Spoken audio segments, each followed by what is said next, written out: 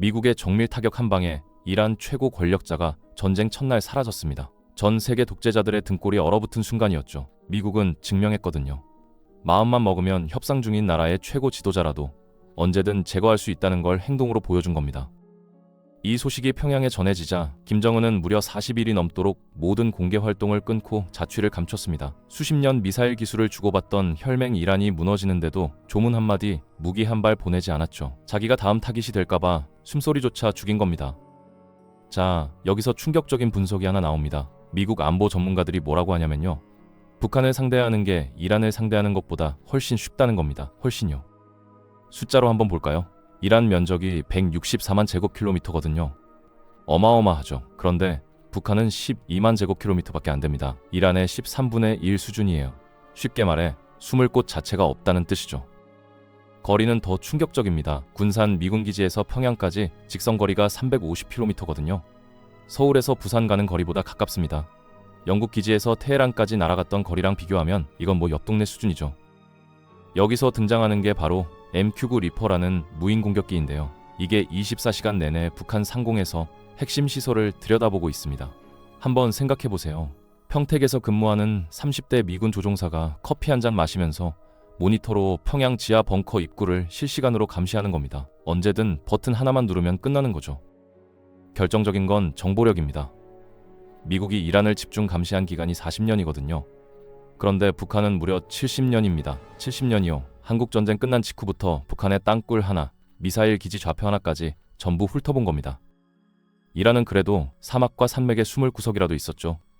하지만 북한은 다릅니다. 좁은 영토의 감시는 촘촘하고 타격거리는 짧고 정보는 훤히 뚫려 있어요. 김정은이 왜 40일 동안 잠수를 탔는지 이제 좀 감이 오시죠? 기억하시나요? 1991년 걸프전 때 미국이 이라크를 완벽하게 무력화시키는 데 걸린 시간이 딱 43일이었습니다. 당시에도 세계가 경악했죠. 그런데 이번 이란전은 그 걸프전을 뛰어넘었습니다. 이라크보다 훨씬 거대한 이란을 상대로 군사작전을 수행하면서 미군 전사자가 단 7명이었거든요. 단 7명이요. 이게 무슨 말이냐면 전쟁이 아니라 거의 일방적인 작업이었다는 뜻입니다. 미국 언론들이 이번 작전을 뭐라고 표현했냐면 임페커블이라고 했습니다. 흠잡을 데가 하나도 없다는 뜻이죠. 무인기 띄우고 위성으로 좌표 찍고 정밀 미사일로 지도부만 도려내듯 제거하는 방식이었어요.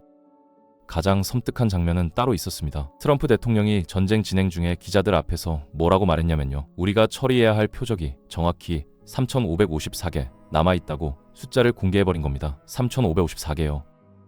이게 왜 무서운 줄 아세요? 생각해보세요. 테헤란 어느 아파트 지하실에 숨어있는 사령관이 CNN 뉴스에서 이 발언을 듣는 겁니다. 내 위치가 저 3,554개 안에 들어있나? 잠이 오겠습니까? 밥이 넘어가겠어요. 군사 전문가들은 바로 이 부분에서 소름이 돋았다고 합니다. 미국이 이걸 즉흥적으로 만든 게 아니거든요.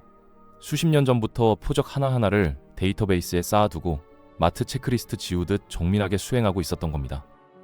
자, 이 뉴스를 평양 관저에서 지켜보던 김정은의 심정이 어땠을까요? 북한의 타격 목표가 몇 개나 찍혀 있을지 계산기를 두드려봤을 겁니다. 손이 떨렸겠죠. 이란 전쟁이 터진 바로 다음 날 김정은이 한 일이 뭐였는지 아세요? 외무성 담화 하나 내놓은 게 전부였습니다. 미국을 비난하는 짧은 성명 한 장 던져놓고 그 뒤로 40일 넘게 입을 닫아버렸어요. 혈맹이 무너지는데 말이죠. 왜 이렇게 몸을 사렸을까요? 이유가 있습니다. 북한이 수십 년간 천문학적인 돈을 쏟아부으면서 만든 게 뭐냐면 전국토에 거미줄처럼 깔아놓은 지하 땅굴이거든요. 여기가 뚫리면 끝이라고 봤던 거죠. 그런데 이번 이란전에서 이 믿음이 박살났습니다. 미국이 아프가니스탄 이후 실전 배치한 열압력탄이라는 신형 무기가 등장했거든요. 이게 뭐냐면 지하 공간 안에서 산소를 순식간에 다 태워버리는 폭탄입니다. 벙커 안에 숨어 있으면 벙커 자체가 무덤이 되는 겁니다.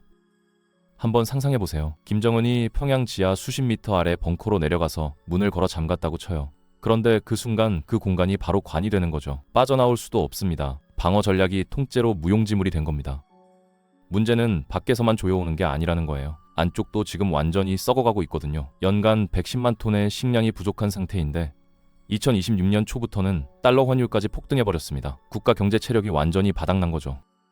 평양의 30대당 간부 김동지 입장에서 한번 볼까요? 배급은 끊겼고 장마당 쌀값은 하루가 다르게 뛰고 위에서는 미국이 언제 쳐들어올지 모른다고 난리입니다. 가족들 먹여 살릴 길이 안 보이는 거예요. 밖에서는 정밀 타격이 조여오고 안에서는 경제가 붕괴하고 주민들 민심은 돌아서고 김정은이 지금 딱 사면 초가입니다. 빠져나갈 구멍이 하나도 없어요. 2002년 1월이었죠.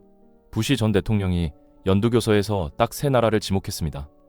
이라크, 이란, 그리고 북한. 세상이 기억하는 그 유명한 악의 축 연설입니다. 당시만 해도 이게 그냥 정치적 수사처럼 들렸거든요. 그런데 24년이 지난 지금 돌아보면 소름이 돋습니다.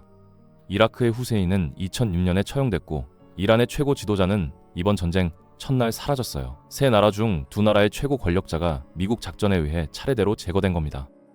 그럼 남은 건 누구죠? 북한의 김정은 하나뿐입니다. 이 숫자 셈법이 김정은 머릿속에서 얼마나 끔찍하게 돌아가고 있을지 짐작이 가시죠. 여기서 김정은이 절대 잊지 못하는 트라우마가 하나 있습니다. 2003년 리비아의 카다피가 미국과 타협했던 사건이에요. 카다피가 뭘 했냐면 핵 프로그램을 전부 포기하겠다고 선언한 겁니다. 경제 제재 풀어준다는 약속을 받고요.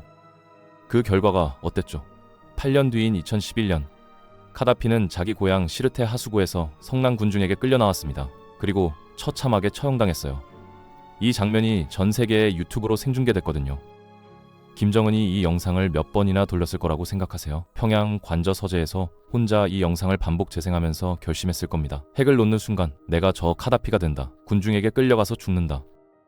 2018년 하노이 정상회담 때 트럼프가 경제 제재 풀어줄 테니 먼저 비핵화하라고 제안했죠. 김정은이 그 자리에서 단칼에 거절하고 열차 타고 돌아가 버렸잖아요. 바로 이 카다피 트라우마 때문이었습니다. 핵을 놓으면 죽는다. 김정은한테 이건 신념이 아니라 생존 본능이 돼버린 겁니다. 그런데 말이죠. 김정은의 이 생존 공식이 이번 이란 전쟁으로 완전히 깨져 버렸습니다. 아주 결정적으로요. 이란도 뒤에서 은밀하게 핵무기 프로그램을 돌리고 있었거든요. 우라늄 농축도 상당히 진척시켰고 언제든 핵 보유국으로 올라설 수 있다는 자신감이 있었습니다. 핵만 있으면 미국이 한국이 함부로 건드리지 못한다. 이란 지도부의 확신이었죠. 그 확신이 어떻게 끝났죠? 핵을 만들기도 전에 최고 지도자가 전쟁 첫날 사라졌습니다. 핵시설은 열압력탄과 정밀 미사일에 하나하나 박살났고요. 핵이 방패가 되기는커녕 오히려 미국이 개입할 명분만 만들어준 꼴이 된 겁니다. 평양 관저에서 이 소식을 지켜보던 김정은 심정이 어땠을까요? 자기가 수십 년간 믿어온 공식이 무너지는 순간이었습니다. 핵 있으면 안전하다. 이게 거짓말이었던 거예요. 뒤통수를 한 대 맞은 거죠. 그런데 진짜 충격적인 발표는 따로 있었습니다. 2026년 1월 트럼프 대통령이 백악관에서 공식 메시지를 내놨거든요. 뭐라고 했냐면 베네수엘라 3천만 국민에게 자유를 주겠다. 이란 9천만 국민에게도 자유를 주겠다. 독재 정권을 차례로 무너뜨리겠다고 선포한 겁니다. 이건 단순한 군사작전 선언이 아니에요. 자유 확산이라는 도덕적 명분을 앞세워서 미국이 세계 패권을 완전히 다시 짜겠다는 거대한 전략 선언이었던 겁니다. 말하자면 22일 세기판 독재자 청소 프로젝트죠. 그럼 베네수엘라, 이란 다음은 누구겠습니까? 지구상에 남은 대표적인 독재국가가 어디죠? 북한입니다. 지목이 기정사실화된 거예요. 이란 테헤란의 밤하늘에서 떨어지던 그 미사일이 이제 평양 상공을 향해 조준점을 옮기고 있는 겁니다. 김정은의 목을 향해서요. 자, 여기서 진짜 중요한 포인트가 나옵니다. 같은 독재 국가처럼 보여도 이란하고 북한은 권력 구조 자체가 완전히 다르거든요. 이 차이가 김정은의 운명을 결정합니다. 이란을 먼저 볼까요? 이란은 최고 지도자 위에 종교 지도자가 있고 그 아래 혁명 수비대가 있어요. 거기다 각종 종교 민병대, 의회, 대통령까지 권력이 여러 층으로 쪼개져 있습니다. 그래서 최고 지도자 한 명이 사라져도 시스템 자체는 굴러가거든요. 잔존 세력이 버티면서 저항할 수 있는 구조인 거죠. 그런데 북한은요, 완전히 딴 세상입니다. 군대, 노동당, 내각, 이 모든 핵심 권력이 딱 김정은 한 사람의 입에서만 나와요. 명령 체계가 전부 한 사람한테 꽂혀 있는 극단적인 초독재 구조입니다. 이게 왜 치명적이냐면요. 머리 하나만 날아가면 몸 전체가 그 자리에서 멈춰버린다는 뜻이거든요. 북한 장군 100명이 아무리 많아도 김정은 결재 없이는 미사일 한 발도 못 쏩니다. 이게 북한 시스템의 치명적인 약점이에요. 여기서 또 하나 결정적인 차이가 있습니다. 이란 국민들은 독실한 종교 신앙으로 뭉쳐 있거든요. 최고 지도자가 쓰러지면 테헤란 시장 상인이든 대학생이든 자발적으로 민병대의 자원에서 총을 잡습니다. 신의 이름으로 싸우겠다는 거죠. 그런데 북한 주민들은 어떻죠? 평양 외곽의 50대 공장 노동자 박 씨를 한번 떠올려 보세요. 배고프고 지치고 감시당하고 매일 당의 충성 맹세만 반복합니다.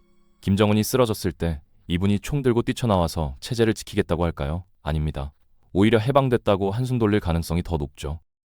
미국 안보당국이 괜히 계산기를 두드리는 게 아닙니다. 이란 전체 시스템과 싸우는 것보다 김정은 한 명만 정밀하게 제거하는 참수 작전이 훨씬 효율적이다. 이게 그들의 결론인 거예요. 김정은이 지금 누굴 믿고 있을까요? 전통적으로 북한을 지켜준다고 했던 두 나라가 있죠. 중국 그리고 러시아. 그런데 이 두 나라의 민낯이 이번 이란 전쟁에서 적나라하게 드러났습니다. 이란 전쟁 당시 중국이 뭘 했냐면요. 파키스탄을 우회하는 은밀한 루트로 이란의 미사일 100여 발을 몰래 지원했거든요. 중국 입장에서는 나름 혈맹을 돕는다고 큰맘 먹고 보낸 겁니다. 결과가 어땠죠? 그 미사일 100발이 전부 미국 첨단 방어망에 허무하게 요격당하거나 방향을 잃고 바다로 떨어져 버렸습니다. 실전에서 완전히 망신당한 거예요. 중국이 아무리 군사구이를 외쳐도 미국의 실제 전력 앞에서는 아직 명함도 못 내민다는 게 증명됐습니다. 이 장면을 평양에서 지켜보던 김정은 심정이 어땠을까요? 아, 중국도 못 믿겠구나. 머리를 한 대 맞은 기분이었을 겁니다. 게다가 중국 입장이 지금 미묘합니다. 미중 정상회담을 성공시켜야 하고 경제 문제도 산더미같이 쌓여있거든요. 북한이 예전처럼 지켜줘야 할 혈맹이 아니라 미국과의 협상 테이블에서 꺼낼 카드 한 장으로 전락한 겁니다. 필요하면 언제든 버릴 수 있는 카드요. 러시아는 어떻죠? 북한이 병력까지 파병하면서 밀착하고 있는 나라잖아요. 그런데 러시아는 지금 우크라이나 전쟁에 모든 걸 쏟아붓고 있습니다. 병력도, 포탄도, 돈도 바닥이 보여요. 북한이 미국 공격을 받았을 때 대규모로 구원병 보내줄 여력이 전혀 없습니다. 자기 코가 석자거든요. 자, 정리해볼까요? 미국은 정밀 타격 카드를 만지작거리고 있고, 중국은 실력도 안 되고 의지도 흔들리고, 러시아는 자기 전쟁 수렁에 빠져 있고, 김정은이 전화기를 들어도 받아줄 사람이 없는 상황이 된 겁니다. 국제적으로 완벽하게 고립된 섬, 그게 지금 김정은이 서 있는 자리예요. 여기서 아주 역설적인 상황이 펼쳐집니다. 잘 들어보세요. 김정은이 체제를 지키겠다고 만든 핵무기가요, 오히려 미국이 쳐들어올 명분을 제공하는 자멸장치가 돼버렸거든요. 북한이 ICBM을 완성했잖아요. 미국 본토까지 날아가는 대륙간 탄도미사일 말입니다.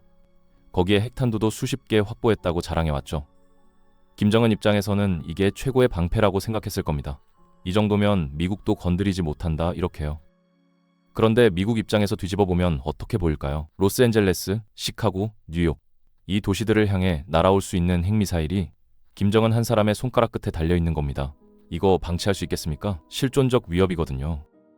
그러니까 체제 지키려고 만든 핵무기가 도리어 미국이 더 이상 북한을 내버려둘 수 없게 만드는 가장 치명적인 이유가 된 거예요. 자기가 놓은 덫에 자기가 걸린 셈이죠. 과거에는 미국의 손발을 묶어두던 강력한 장치가 하나 있었습니다. 바로 서울 인질론이에요. 북한의 장사정포와 단거리 미사일이 서울을 정도준하고 있다는 사실이었죠. 미국이 평양을 때리는 순간 휴전선 북쪽 갱도에서 포탄이 쏟아져 나와서 강남 테헤란로를 두들긴다. 이 시나리오 때문에 미국도 함부로 선제 타격을 말 못했거든요. 수도권 인구 2,500만이 걸려 있으니까요. 그런데 이번 이란 전쟁에서 판이 바뀌었습니다. 미국이 개전 초기에 이란의 공격 능력과 보복 능력을 거의 완벽하게 사전 무력화해버렸거든요. 미사일이 발사되기 전에 발사대 자체를 정밀 타격으로 날려버린 겁니다. 이 기술이 실전에서 검증됐다는 게 중요합니다. 서울을 겨누던 장사정포 갱도 입구를 개전 첫 30분 안에 봉쇄할 수 있다면 서울 인질 카드는 깨진 거죠. 김정은이 수십 년간 움켜쥐고 있던 가장 강력한 협상 카드가 그냥 종이 조각이 되어가고 있는 겁니다. 자, 그럼 김정은한테 남은 선택지가 뭐가 있을까요? 전문가들이 뽑은 시나리오가 몇 개 있는데 첫 두 개부터 풀어보겠습니다.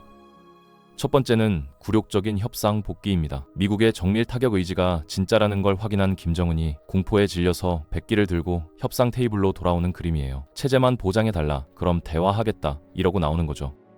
그런데 여기서 문제가 생깁니다. 김정은이 카다피 영상을 잊었을까요? 아니죠. 절대 못 잊습니다. 그래서 완전한 비핵화는 죽어도 못 받아들입니다. 대신 꼼수를 부릴 가능성이 높아요. 핵실험만 중단할 테니 제재를 풀어달라, 이런 식으로요. 핵은 안 놓으면서 시간만 벌겠다는 얄팍한 타협책이죠. 문제는 트럼프 행정부가 이런 어설픈 꼼수를 받아줄까요? 아니요. 이번엔 다릅니다. 완전한 비핵화가 아니면 압박을 풀지 않겠다는 게 지금 기조거든요. 그럼 협상은 공전하고 시간은 북한 편이 아니게 됩니다. 여기서 두 번째 시나리오가 나옵니다. 협상이 틀어지고 북한이 추가 도발까지 감행한다면 그때 미국은 이라크와 이란에서 이미 증명한 정밀 참수 작전을 꺼내들 겁니다. 김정은 개인에게 직접 적용하는 거예요.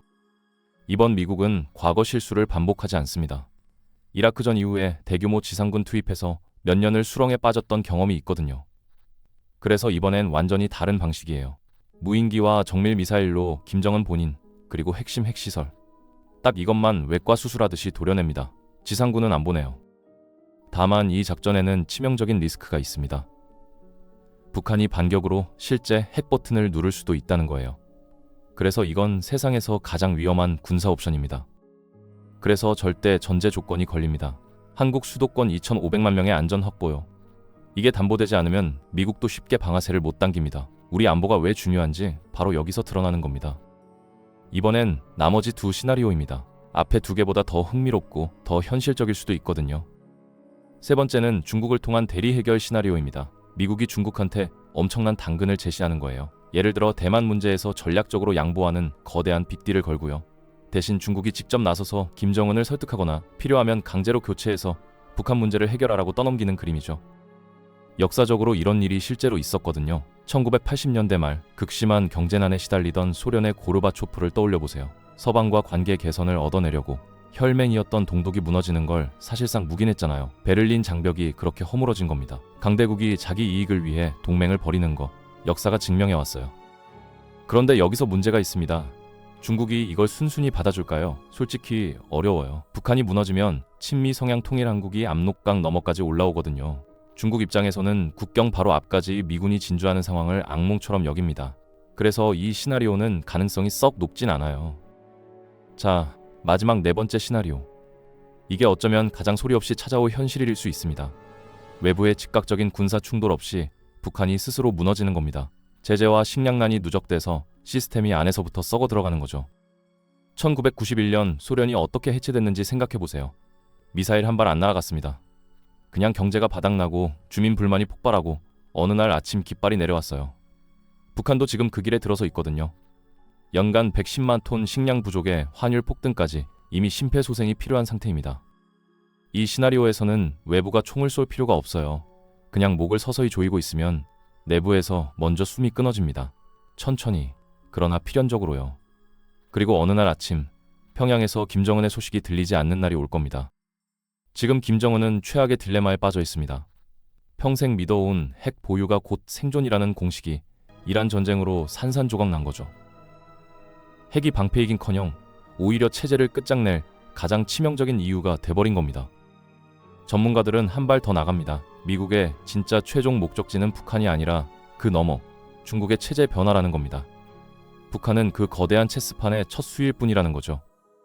이란 전쟁을 기점으로 세계 질서가 새로 짜이고 있습니다. 북한의 변화는 이웃 국가의 위기가 아니라 한반도 전체의 미래를 결정하는 대전환점이 될 겁니다.